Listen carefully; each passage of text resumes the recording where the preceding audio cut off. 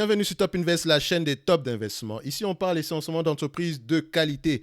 Bon, mais aujourd'hui, je ne sais pas si on va parler d'une entreprise de qualité, ça va dépendre de vous. On va parler d'Orpea.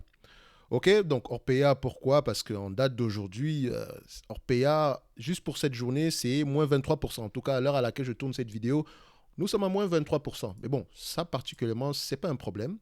Ok, maintenant on va savoir pourquoi est-ce qu'il y a cette grosse variation-là sur le marché en date d'aujourd'hui. Rappelez-vous, Orpea, on en a déjà parlé au mois de février 2022. Donc sur cette vidéo-ci, comment je fais pour la retrouver? Je tape Orpea Top Invest, recherche, et je vais tomber sur cette vidéo-ci qui date du le 20 mois de février 2022. Donc le principe était simple, je voulais qu'on joue un jeu. Le jeu était les règles étaient les règles étaient indiquées comme suit. Donc on a pris les rapports financiers du mois de... On a pris les rapports financiers en période du mois de février 2021 et on essayait de déterminer si à cette période-là, au mois de février 2021, est-ce qu'on aurait acheté Orpea au prix qui était affiché à cette période-là. Donc le prix affiché à cette période-là en février 2021, je rappelle que la vidéo date de février 2022. Donc février 2021, pourquoi? Parce que je dis ceci. Les informations financières qu'on avait en février 2021, la conclusion était simple, ne nous permettait pas d'acheter cette compagnie-ci à 100 euros. Jamais de la vie. On ne pouvait pas l'acheter à 100 euros. Donc, si vous avez lu vos rapports financiers, vous n'aurez jamais dépensé 100 euros pour acheter cette compagnie-ci. Qu'importe le narratif qui était affiché. Donc, on était tombé sur la conclusion simple. Orpea, à cette période-là, avec le niveau d'endettement, les marges, même si on prenait en considération une croissance assez généreuse, ne valait pas plus de 50. On ne pouvait pas l'acheter à plus de 58 euros. En prenant en considération la croissance, sans prendre en considération la croissance, je pense qu'on était aux alentours des 29 euros par là. Et ça, c'est prenant en considération les informations financières en février 2021. Donc, quelqu'un n'aurait jamais acheté cette compagnie-ci à ce prix-là. Au prix de 100 euros, ça n'avait aucun sens. OK? Donc, quand je reviens sur la vidéo en question ici, vous pouvez voir une chose. Orpea avait une énorme dette. Les informations financières qu'on avait prises sont les suivantes. 1. Marge nette 5%, 5% sur un revenu de 4 milliards, ça fait 200 millions. 200 millions multiplié par 25 fois les bénéfices, assez généreux déjà pour commencer, parce que c'était la moyenne des PER à cette période-là, etc. Donc ça fait 5 milliards. 5 milliards moins la dette nette qui est de 6 milliards 100, ça donnait ici zéro. Pourquoi je dis zéro et non moins zéro? Ça veut dire juste que l'entreprise appartenait à ses créanciers. Ok, pas de souci. Maintenant, on essaie d'arranger ça en considération que bon, il y a une énorme dette, payons-la à 10 fois les bénéfices, admettons. Donc 10 fois les bénéfices ici, sans prendre en considération la dette, on sera à 29 euros par là. Donc je n'aurais jamais pu dépenser plus de 29 euros pour cette compagnie-ci. Et ça, je sais même que ça ne prend pas en considération la dette. Donc, quand bien même on ajoute la croissance sur ce prix-là, on sera aux alentours des 58 euros. La croissance ici qu'on avait prise, c'était 15% en moyenne sur 5 ans. 15% en moyenne sur 5 ans, revenez à multiplier le revenu, le calcul ici par 2.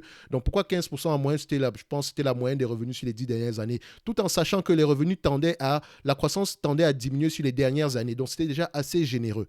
Vous voyez que même en exagérant, on tombait sur un prix pareil. Donc, on n'aurait jamais pu acheter cette compagnie-là à ce prix-là. Même si on était arrivé à une valorisation de 100 euros, on devait l'acheter à un prix inférieur à 100 euros avec une marge de sécurité. Donc, la marge de sécurité, ici, je vous ai toujours dit, moi, je prends 50%. OK? Donc, la marge de sécurité est importante quand vous essayez d'acheter une quelconque compagnie.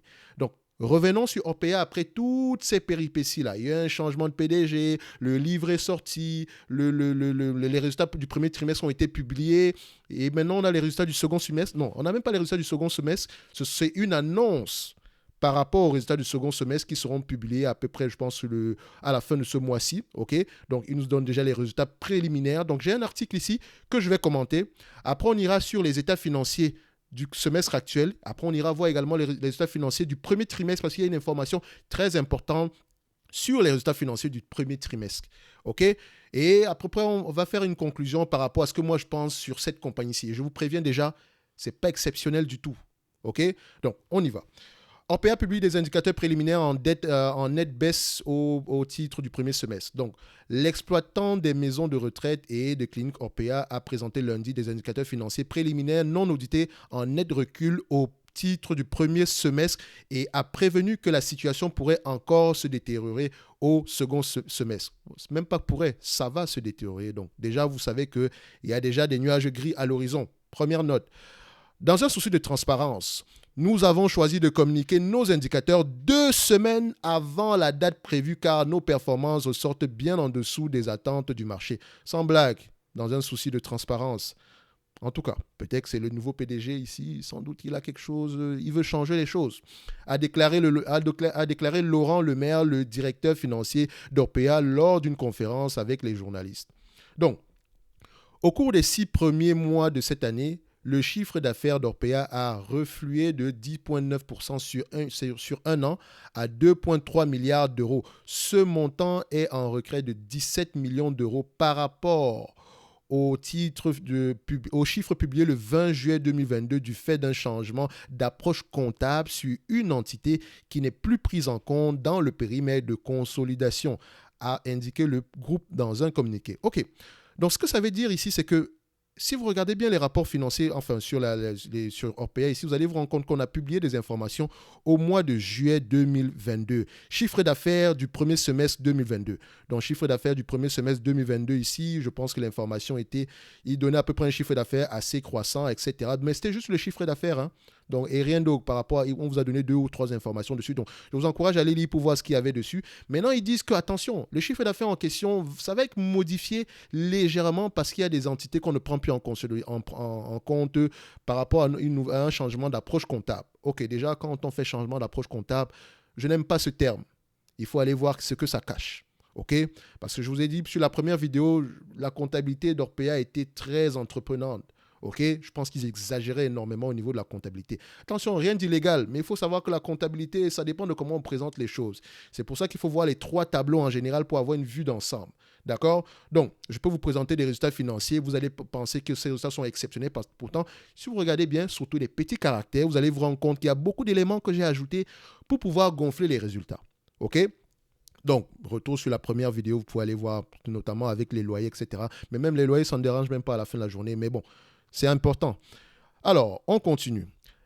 Ici, on était sur ce niveau-ci. La marge de résultat brut d'exploitation avant loyer, EBITDA d'Orpea, s'est établie à 18,5% entre janvier et juin dernier, contre un taux de 24,9% affiché lors de la période correspondante de 2021. Donc, on a un taux de 18,5% d'EBITDA, alors qu'on avait 24,9% précédemment. Et déjà, je n'aime pas l'EBITDA. Déjà, l'EBITDA, c'est déjà assez entreprenant. Donc, c'est une mesure que je prends toujours avec des pincettes. Elle est importante. Enfin, c'est une bonne mesure. Enfin, je dirais pas que c'est même pas une mauvaise mesure, en fait. Mais il faut déjà prendre en considération que dans l'EBITDA, ce n'est pas la rentabilité parce qu'il y a des éléments qu'on prend en considération qui ne nous appartiennent pas, dans le sens où il y a des intérêts, il y a des taxes. Bon, de ce côté, il n'y a pas de souci. Il y a la dépréciation et amortissement également. Donc, faites attention à l'EBITDA déjà. Maintenant, quand on ajoute l'EBITDA qui prend en considération le paiement des loyers, les loyers, c'est une charge. Si on ne paye pas les loyers, on n'aura pas d'activité au sein de... Enfin, on ne peut pas faire du business, surtout si on loue des bâtiments. Donc, à la fin de la journée, c'est une charge, comme le personnel, etc. Si on choisit de prendre des loyers, c'est une charge à la fin. Donc, ça ne sert à rien de l'ajuster en conséquence. Je peux comprendre que oui, techniquement, si le bâtiment vous appartenait, voilà ce qu'on aurait eu comme EBITDA. Donc, ce n'est pas le cas présentement, donc ça ne vaut pas la peine de me le montrer. Bon, c'est bien que c'est une information, après, ce n'est pas une information très, très importante, l'EBITDA. OK? À titre indicatif, oui, mais il faut faire attention aux entreprises qui insistent énormément dessus. Il faut également faire attention aux entreprises qui insistent uniquement sur le chiffre d'affaires. Moi, j'aime quand une entreprise insiste sur les bénéfices nets, sur les free cash flow. Moi, j'aime ça. OK, prenez l'exemple sur Ruby. Allez voir les rapports financiers de Ruby. La façon dont ils présentent les rapports financiers, c'est clair et net. Même si c'est une entreprise, c'est une compagnie qui exerce dans un secteur d'activité qui n'est pas fashion, mais c'est une compagnie qui fait bien son travail. OK? Donc, allez-y voir Ruby également, c'est une entreprise intéressante. Même si les gens pensent que ce n'est pas le cas, lisez les rapports financiers. Ne restez pas juste sur le pessimisme ambiant. Il faut lire les rapports financiers. Allez-y, regardez sur Ruby. Regardez ce que les autres ne regardent pas. C'est très important parce que tout le monde ne va pas lire. Et c'est ça votre avantage compétitif. Allez lire. Donc maintenant, quand on regarde ici, c'est contracté, donc on continue avec cette partie-ci. Au premier semestre 2022, la marge et l'excédent brut d'exploitation s'est contracté de 6,2% en pourcentage à 17,9%, tandis que la marge opérationnelle courante a reflué de 7,5 points de pourcentage à 3,6%. Donc ici, ça a baissé. C'est juste ça que ça veut dire. Donc, la marge EBITDA a baissé, la marge opérationnelle a baissé et l'EBITDA a baissé. Donc, les indicateurs financiers sont en baisse. OK? C'est bien. Maintenant, il faut savoir pourquoi. La détérioration des indicateurs financiers s'explique par le contexte inflationniste. Oui, tout le monde le dit. Les mécanismes de compensation liés à la pandémie de coronavirus par les répercussions de différentes enquêtes sur la gestion d'établissements d'Orpea. OK.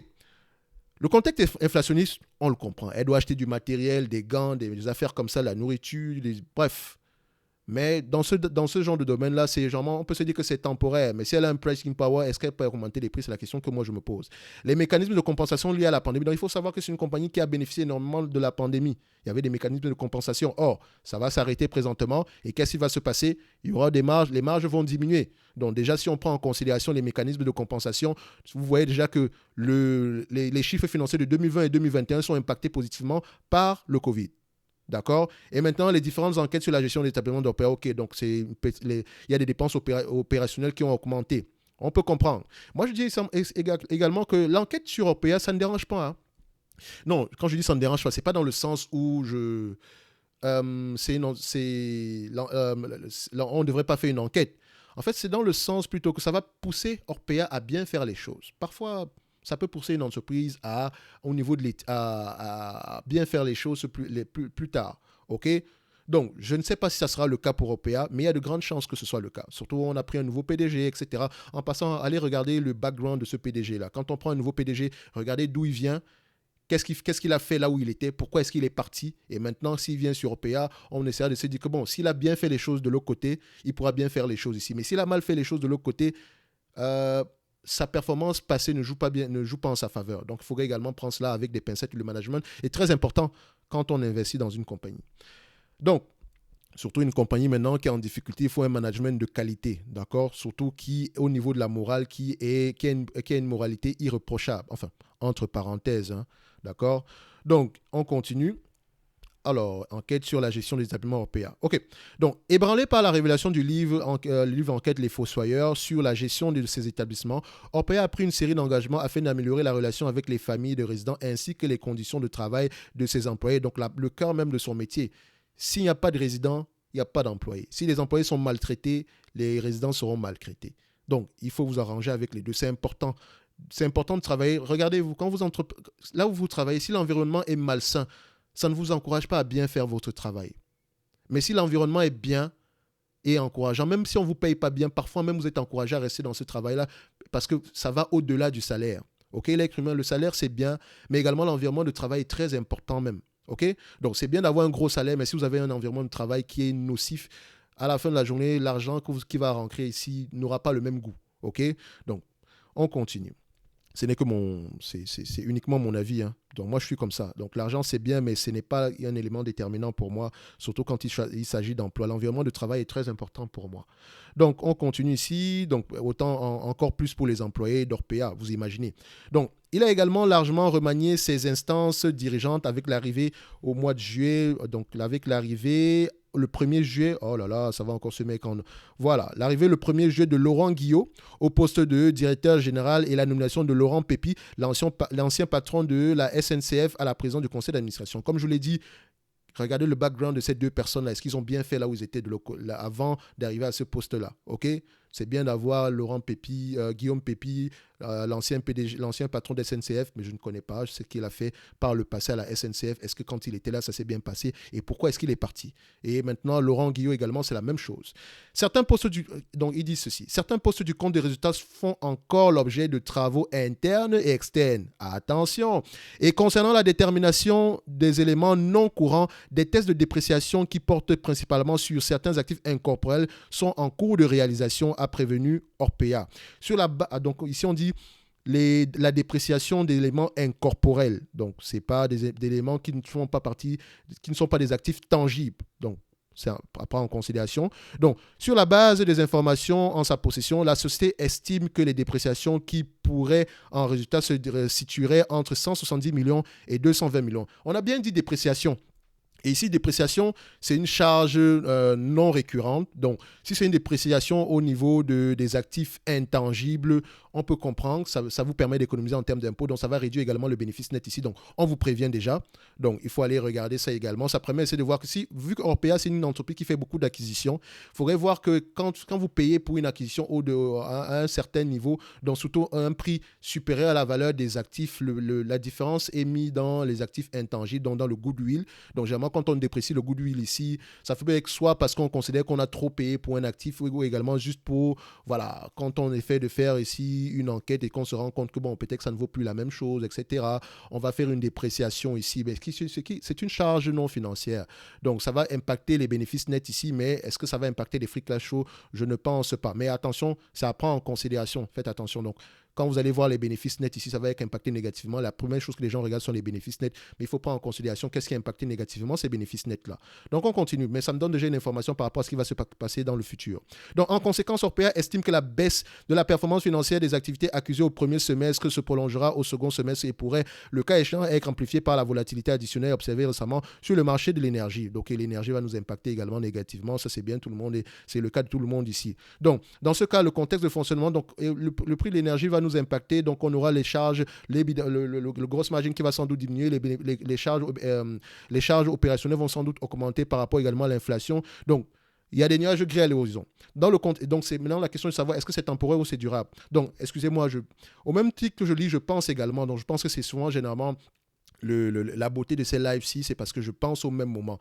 Donc, je ne triche pas. J'essaye de vous dire à peu près comment est-ce que je réfléchis au même moment. Donc, je le commande, mais également, ce sont des questions qui me viennent en tête quand je lis normalement dans mon coin sans prendre en considération la vidéo ou bien les caméras, d'accord? C'est comme ça que je fais. Donc, dans ce contexte, et en fonction du régressement du taux d'occupation, le taux de marge d'EBITDA au second semestre pourrait être inférieur à son niveau du premier semestre. Orpea a toutefois confirmé sa confiance dans sa capacité de maintenir une dynamique solide de croissance du chiffre d'affaires cette année. OK.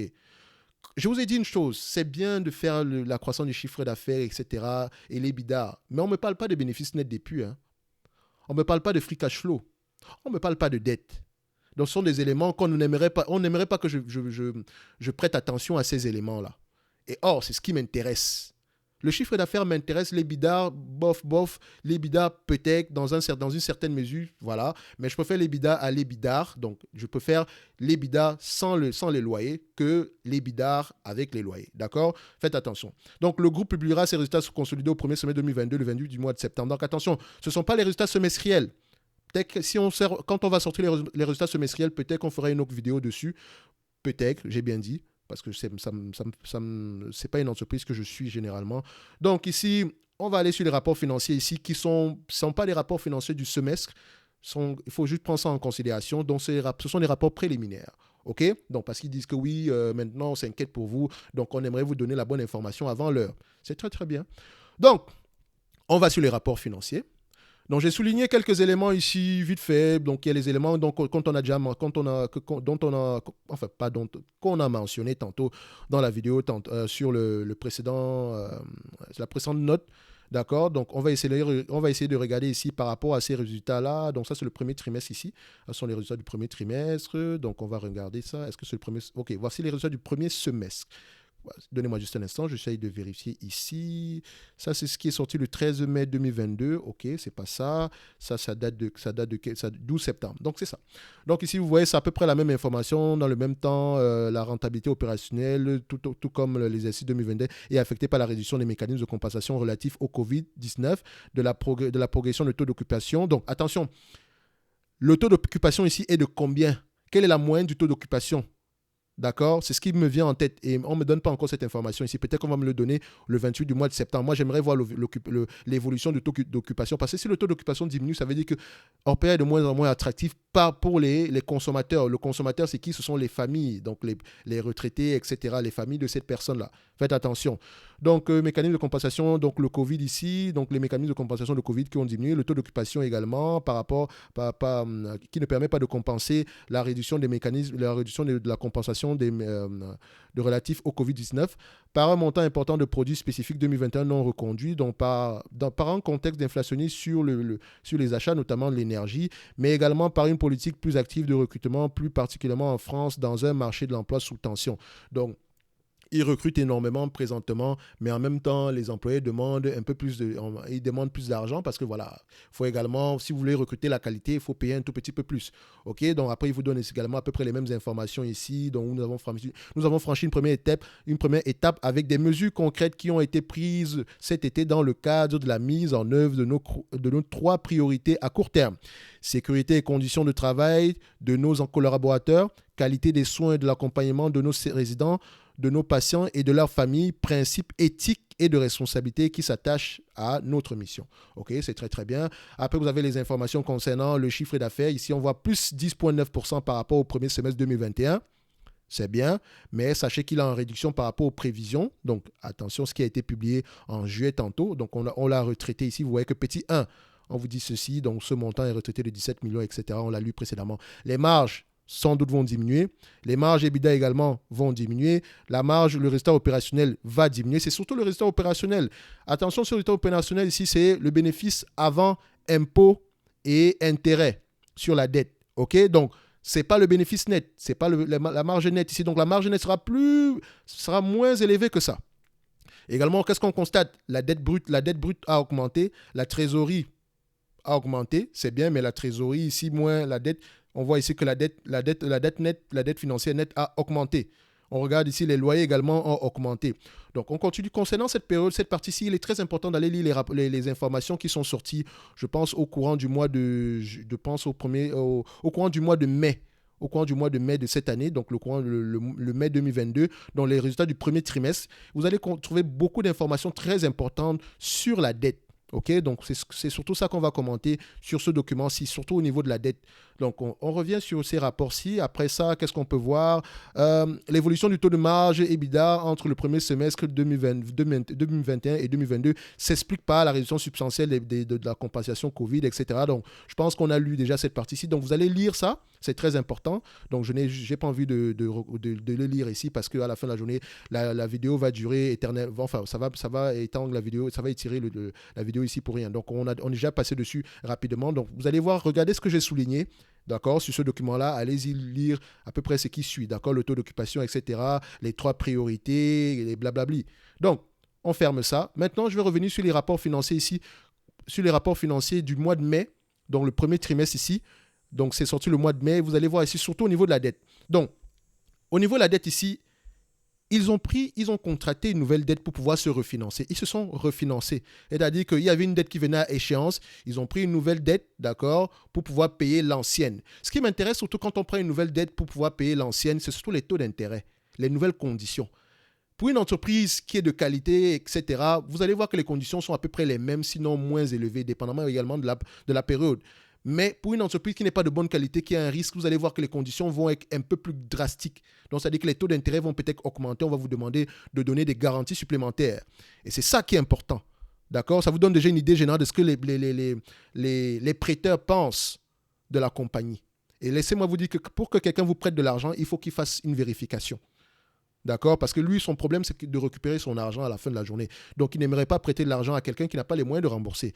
Ces financements bénéficieront de nantissements portant sur les actions des sociétés filiales. Attendez, avant de lire ce document-ci, pourquoi est-ce que j'arrive là? Donc, apport de nouveaux financements par les banques via un crédit syndiqué sécurisé d'un montant de 1,733 milliard. OK, après, il vous dit à peu près à quoi est-ce que c'est dû, etc. Comment est-ce qu'on va l'utiliser. Et maintenant, on vous dit sur quoi. Ces financements bénéficieront de nantissements portant sur les actions des sociétés filiales Clinéa et CEESCH, représentant respectivement 25 et 32% du chiffre d'affaires du groupe. Attention, attention. Qu'est-ce que ça veut dire? Nantissement, ça veut dire que ce sont des garanties. C'est-à-dire que ce sont des garanties en nature. C'est-à-dire qu'on a mis sous garantie les sociétés filiales Clinéa et CEESCH qui représente 25%. Donc, le chiffre d'affaires de Clinéa représente 25% du groupe Orpea et le chiffre d'affaires de CEESCH représente 32% d'Orpea. Donc, on a mis en gage 37% du chiffre d'affaires de la compagnie. 37% de la compagnie. Excusez-moi, 57%. C'est ce que moi je comprends ici. D'accord? Donc 57% du chiffre d'affaires présentement, sachez que ça ne vous appartient pas. Au cas où la société fait défaut, déjà, l'entreprise ici, qui a prêté de l'argent à cette compagnie, va prendre les deux entités pour elle, sans autre forme de procès. On récupère directement, si les conditions ne sont pas respectées. Directement. Donc vous, en tant qu'actionnaire, maintenant, sachez qu'en investissant sur Orpea, techniquement, si ça se passe mal, c'est 43% de la compagnie qui vous appartient présentement. Pour le moment. Faites attention. Donc, à l'issue de certaines réorganisations à opérer au sein du groupe, les nantissements porteront... Excusez-moi. À l'issue de certaines réorganisations à opérer au sein du groupe, les nantissements porteront sur Clinéa France et l'activité du groupe en Allemagne, représentant respectivement 25% et 16% du chiffre d'affaires consolidé. Donc, Clinéa France, c'est 25% du chiffre d'affaires du groupe. Clinéa Allemagne, c'est 26% du chiffre d'affaires du groupe.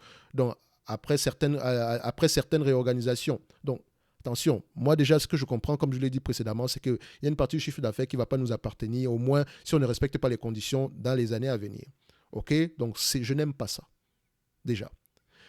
Il est en outre précisé que le taux d'intérêt moyen de l'ensemble du nouveau financement accordé au titre de l'accord de principe pour la tranche de 1,733 milliard de 1,733 milliard d'euros s'élèvera à Euribor plus 3,9%, à mettre en perspective d'un coût moyen de financement actuel du groupe estimé à 2,2%. Présentement, le coût moyen de financement de l'entreprise, c'est 2,2% pour les anciennes dettes. Maintenant, on s'est refinancé à un taux d'intérêt qui comprend Euribor. C'est quoi Euribor? Plus 3,9%. Donc, c'est-à-dire que Euribor, là, je ne sais pas, on va aller vérifier c'est quoi. D'accord? C'est-à-dire que s'il varie à la hausse, ça va nous impacter grandement. Imaginez que Euribor présentement est de 10%. On doit faire 10% plus 3,9%. On se retrouve à un taux d'endettement de 13,9%. Alors qu'actuellement, notre taux d'endettement est de 2,2%. Et ça met une pression supplémentaire sur les taux d'intérêt, ce qui va réduire les marges nettes. Vous avez compris? Donc, on continue. Euribor, c'est qui? On regarde ici. Euribor, maintenant, je veux savoir. Euribor, ici, voilà, c'est le taux interbancaire. Donc, c'est le taux auquel les banques se prêtent entre elles. Je pense que c'est ça. Si je ne fais pas d'erreur, attention.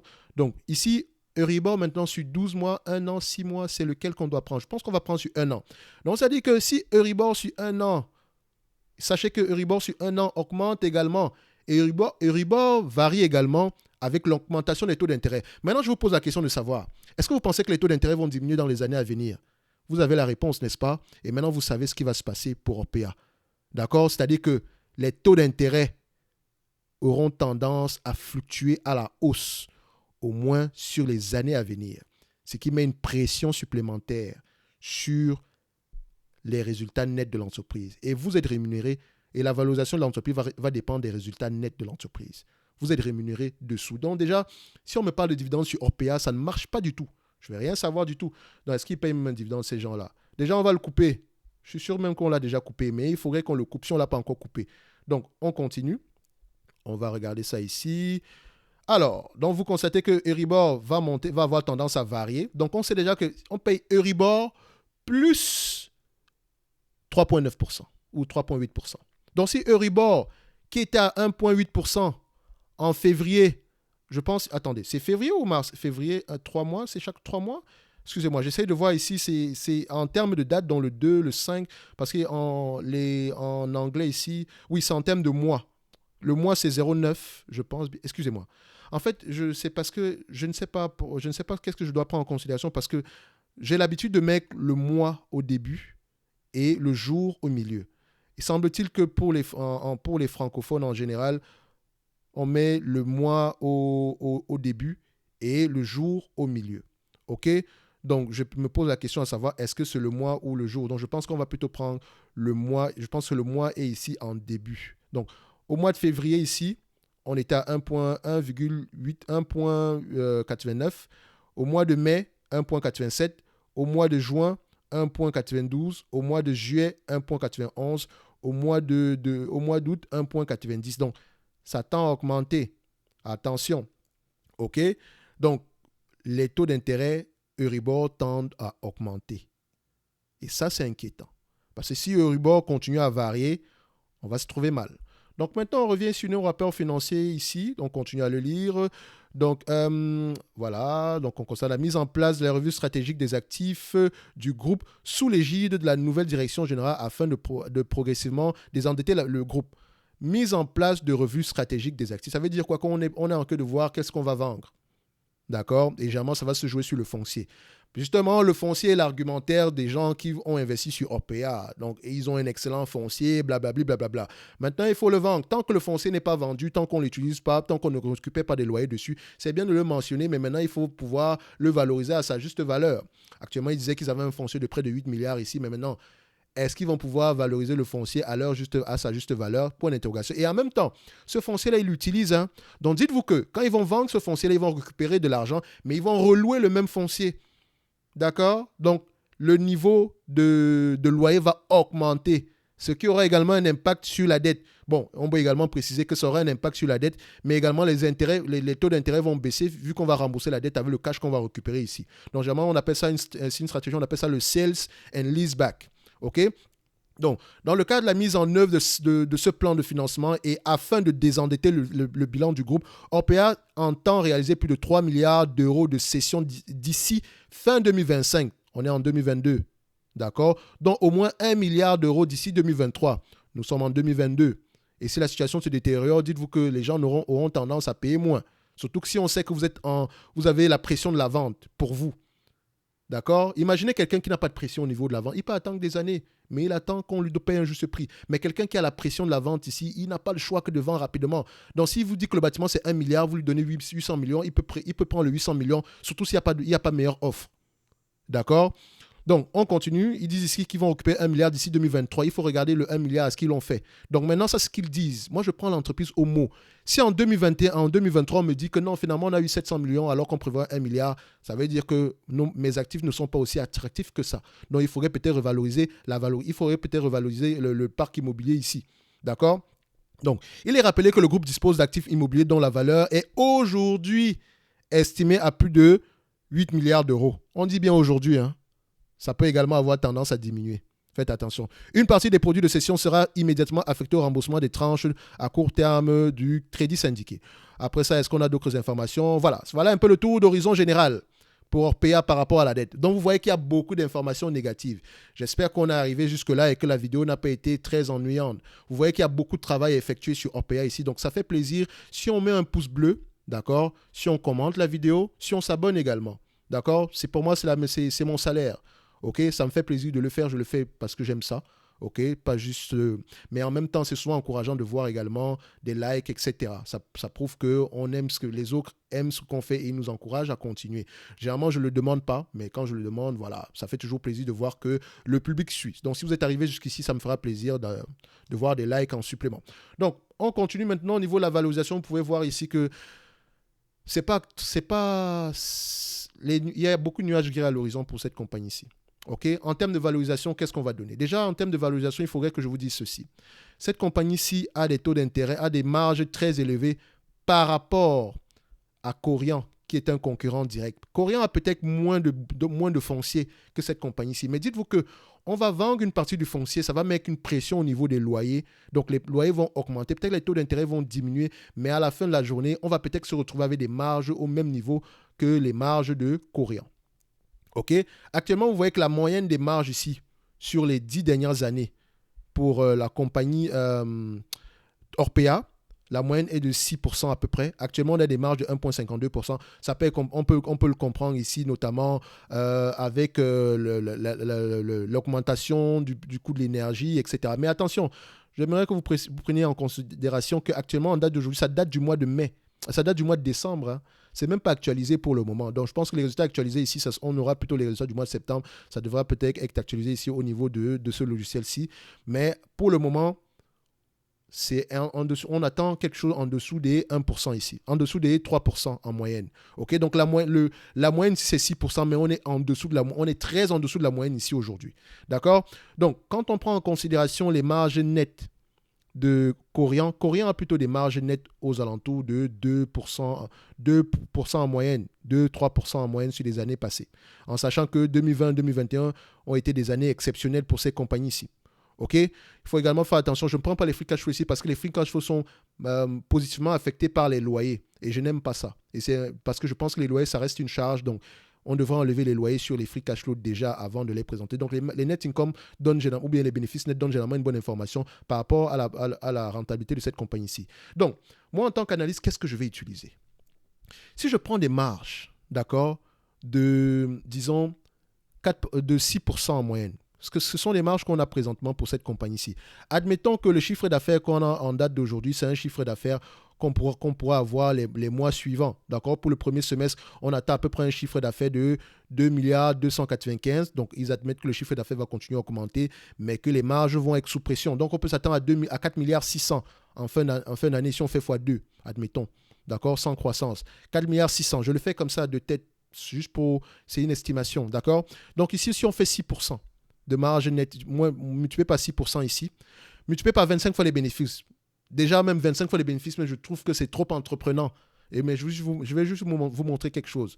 Je fais 25 fois les bénéfices, d'accord? Moins la dette nette. Actuellement, on a une dette nette de combien? 8 milliards 345. Ça ne marche pas. Si je fais moins la dette nette ici, vous voyez que si je fais moins 8 milliards ici, on va trouver un chiffre négatif. Donc, l'entreprise ici appartient d'abord à ses créanciers. Bon. Admettons que je suis optimiste par rapport à cette compagnie-ci, je me dis oui, ils peuvent continuer à rapporter de l'argent, etc. Donc voilà, on peut se vendre ici à 10 fois les bénéfices. Quand j'achète une entreprise à 10 fois les bénéfices qui n'est pas dans le secteur financier, attention, 10 fois les bénéfices, pour moi, je ne considère pas la dette. Surtout si les marges sont moyennes, d'accord? Donc je prends ici 10 fois les bénéfices, on sera à 2 milliards 760 divisé par le nombre d'actions en date d'aujourd'hui. Et tout en mentionnant que si le nombre d'actions ici tend à varier, je vous rappelle qu'ici, ça date du mois de décembre. OK? Donc, si on a plus d'actions en date d'aujourd'hui, ça, je ne sais pas. Je vais mettre 65 millions ici. D'accord? Divisé par 65 millions. La valorisation sera aux alentours des... Voilà, on va se dire... Voilà, je mettrai aux alentours des 42 euros ici. D'accord? On va se dire comme ça. Et là, je l'ai fait de tête et vous avez vu que ce n'est pas quelque chose de très, très précis. Vous constatez que les marges tendent à diminuer sur les dernières années et on va y revenir, ne vous inquiétez pas. Avec ma marge de sécurité, parce que je considère qu'il y a beaucoup de difficultés ici, etc. On pourrait se dire que le 20 euros, ça pourrait être correct comme prix d'entrée. D'accord? Ça, c'est si on pense qu'on peut revenir à des marges de 6%. Mais moi, et prenant en considération ici également que l'entreprise est endettée et qu'il y a des nuages gris à l'horizon, autant bien sur l'environnement financier en général que sur l'environnement macroéconomique. OK? Donc, est-ce qu'on pourrait avoir les marges futures de 6%? Point d'interrogation. C'est pour ça que je vais prendre les marges de la compagnie qu'on appelle Corian. On est dans le même secteur d'activité et on s'en va à peu près vers le même business model qui aura tendance à favoriser un foncier en prix. On aura tendance à avoir plutôt des bâtiments loués. OK? Donc, on va vendre une partie, on va rembourser la dette. Admettons qu'on se retrouve à peu près à des marges de 3%. OK? Donc, on va 4 milliards 600. Si on atteint les 4 milliards 600, je reste comme ça. On prend 3% ici de marge bénéficiaire à 10 fois les bénéfices parce que déjà à 6%, à 10 fois les bénéfices, à 25 fois les bénéfices, ici, on était déjà assez entreprenant. Je prends 10 fois les bénéfices. OK?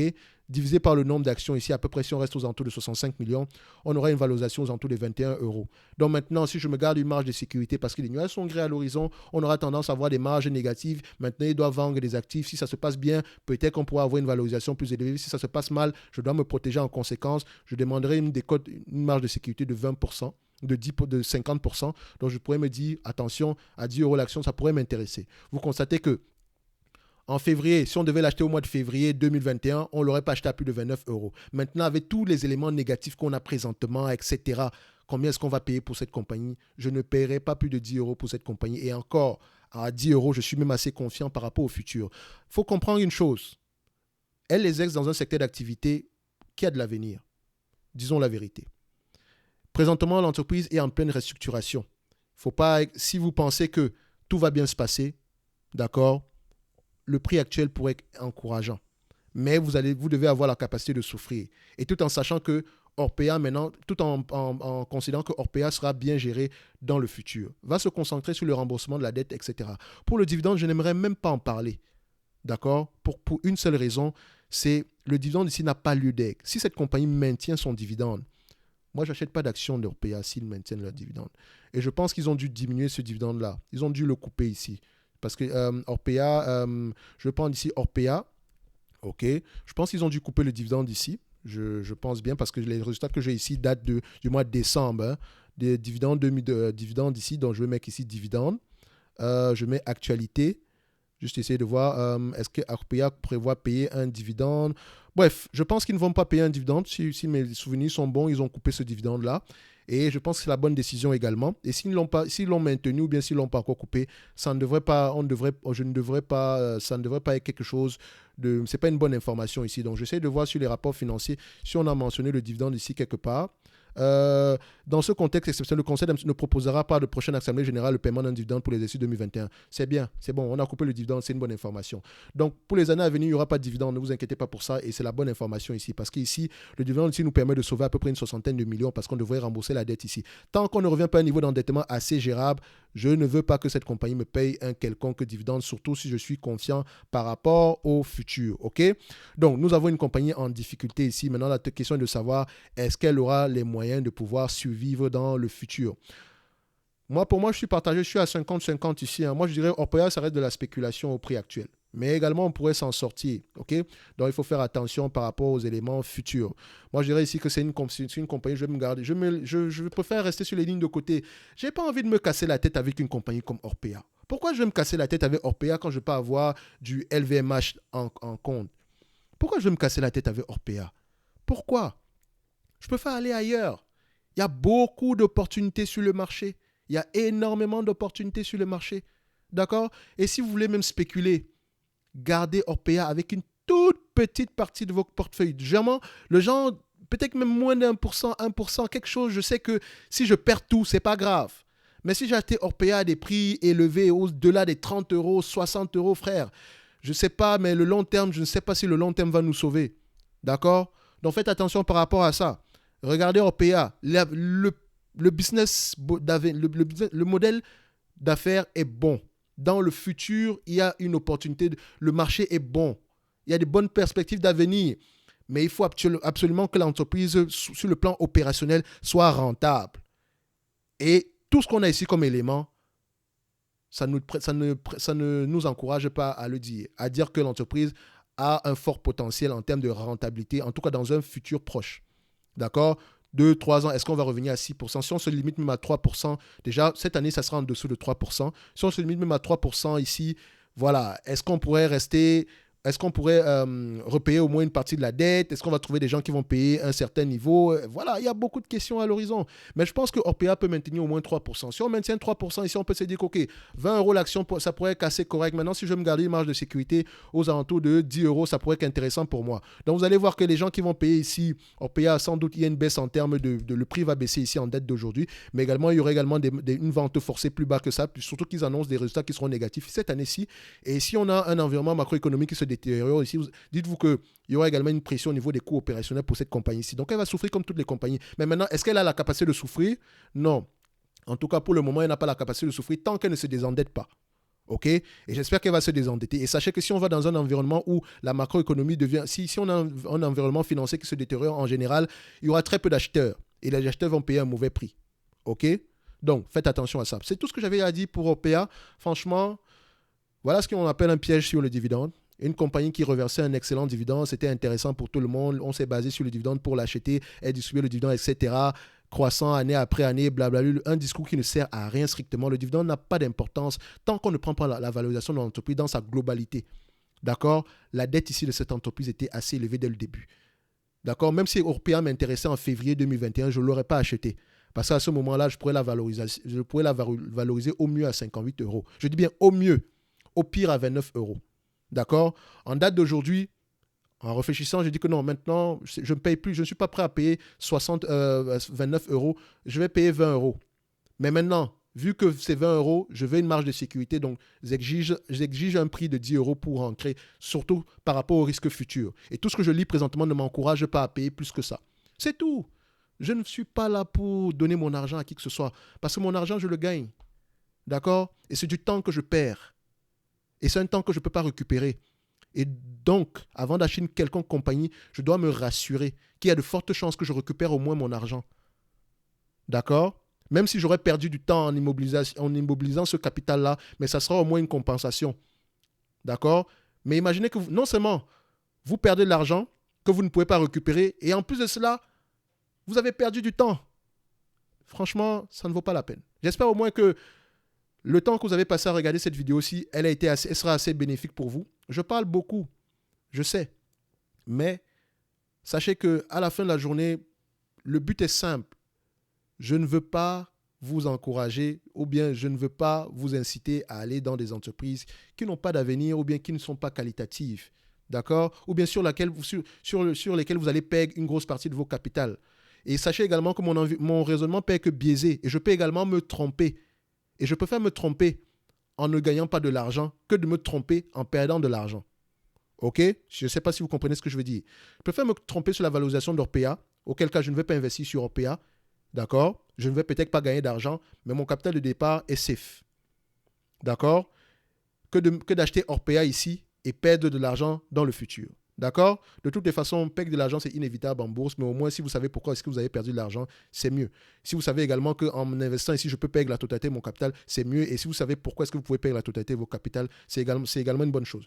Donc, on se donne rendez-vous sur la prochaine vidéo. D'ici là, portez-vous bien. Orpea, valorisation aux alentours de 20 € par là. Si on est gentil, je vais l'acheter à 10 €. Je m'en fous de savoir. Orpea, Avenir, machin, je m'en fous. C'est pas mon problème. Ça, c'est mon avis à moi. Vous faites ce que vous voulez avec votre argent. Mais moi, si j'avais investi sur cette compagnie, je n'aurais jamais acheté cette compagnie-ci. Je ne l'achète même pas à 16 € aujourd'hui. 10 €, je commence à réfléchir même. D'accord? On se donne rendez-vous sur la prochaine vidéo. Et d'ici là, portez-vous bien. Merci.